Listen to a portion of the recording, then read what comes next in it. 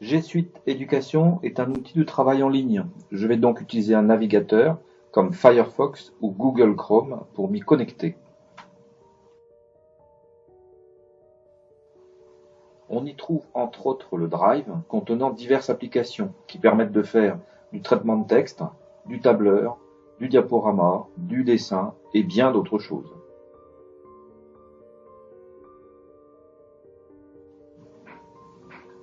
Au sein de cet outil, je peux partager un document avec d'autres personnes.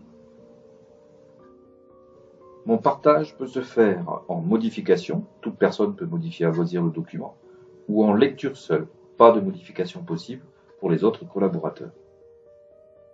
Toujours dans Google Suite Education, on trouve un outil qui est particulièrement dédié à la collaboration au sein d'une classe, ou plus largement si on le désire. Cet outil, c'est Classroom. Dans Classroom, je vais pouvoir créer des cours auxquels les élèves vont s'inscrire. Je peux par exemple créer un cours pour une discipline, pour une classe pour l'année, ou un cours pour une notion, un chapitre, une activité particulière pour une classe, ou un ensemble d'élèves issus de différentes classes. Un cours peut être sous la responsabilité d'un prof ou de plusieurs.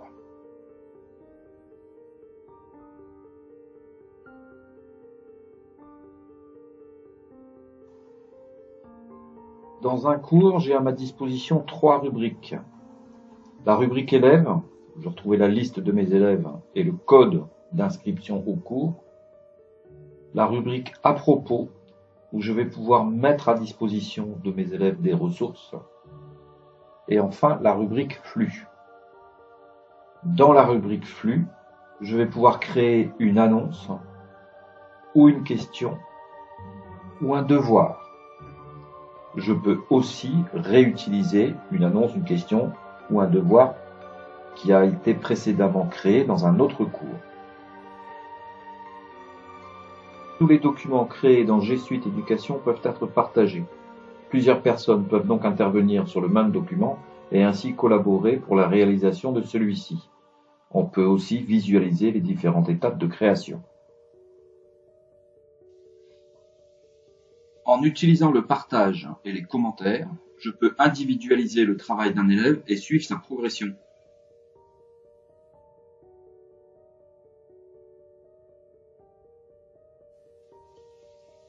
Dans Classroom, je peux aussi mettre en place des conditions de collaboration.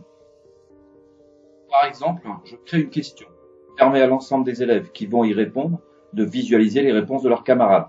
Ils pourront alors enrichir leur réflexion.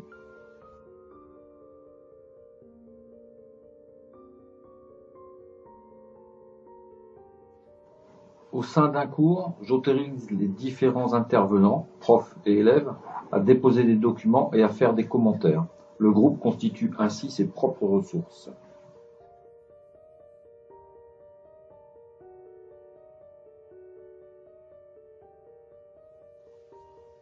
Je vous ai montré quelques pistes pour collaborer et coopérer à l'aide des outils de G Suite Education, mais il en existe certainement de nombreux autres à explorer.